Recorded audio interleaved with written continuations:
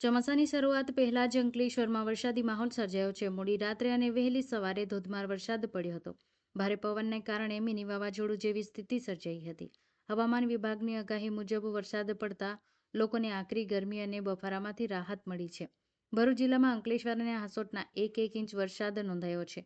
ભારે પવન સાથેના વરસાદને કારણે જિલ્લાના અનેક ગામોમાં વીજ પુરવઠો ખોરવાયો હતો.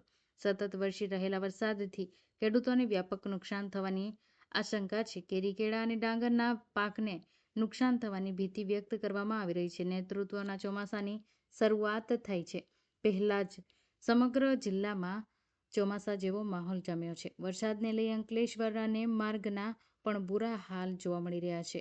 રોડ ઉપર ખાડા પડવાની શરૂઆત થઈ ચૂકી છે, જેમાં મહાવીર ટર્નિંગ, ઓએનજીસી રોડ, શહેરના માર્ગ ઉપર તેમજ અન્ય માર્ગો ઉપર પણ ખાડા પડવાની શરૂઆત થતાં વાહન ચાલકોને હાલાકી ભોગવવાનો વારો આવ્યો છે. કમોસમી વરસાદમાં સૌથી ખરાબ હાલત ધરતીના તાતથી છે. ખાસ કરીને ડાંગરના પાકનો ઉતારો મેળવ્યા બાદ તેને સૂકવી રહેલા ધરતીપુત્રોના પાક કમોસમી વરસાદનું પાણી ફરી વળતા પાક પલળી ગયો હતો અને પાક તમામ નવશાંત જેવો થઈ ગયો છે. ધરતીપુત્રો એમાં ભાવમાં ખરખમ ઘટાડો સાથે નુકસાની વેઠવાનો વારો આવ્યો છે. જે વચ્ચે પાક પલળી જતા હવે બચેલા પાકથી પણ હાથ ધોવાનો વારો આવ્યો છે. તો કેળા સહિતના પાકોને પણ ભારે નુકસાન થયું છે.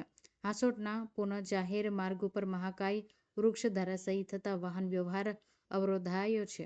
હાસોટથી અભેટા જતા માર્ગ ઉપર ગત રાત્રિના ભારે વરસાદને મહાકાય વૃક્ષો ધરાશાયી થતાં વાહન વ્યવહાર અવરોધાઈ જાહેર માર્ગ ઉપર વૃક્ષો ધરાશાયી થયા છે, જેને લઈ સમગ્ર ગ્રામજનોએ હાલાકી વેઠવાનો વારો આવ્યો છે. અંકલેશ્વર ઔદ્યોગિક વસાહતમાં ગઈકાલે પડેલા વરસાદને કારણે ઔદ્યોગિક પ્રદૂષિત, કલરયુક્ત અને દુર્ગંધવાળું પાણી વરસાદી પાણી સાથે સી પમ્પિંગ પાસે ભેગું થઈ વરસાદી ગટરમાં થઈ અમરાવતી ખાડી તરફ જઈ રહ્યું હતું. આ પ્રદૂષિત પાણી અમરાવતી ખાડીમાં જવાને કારણે આ અગાઉ અનેક વખત અસંખ્ય માછલાઓના મરણ થયા છે.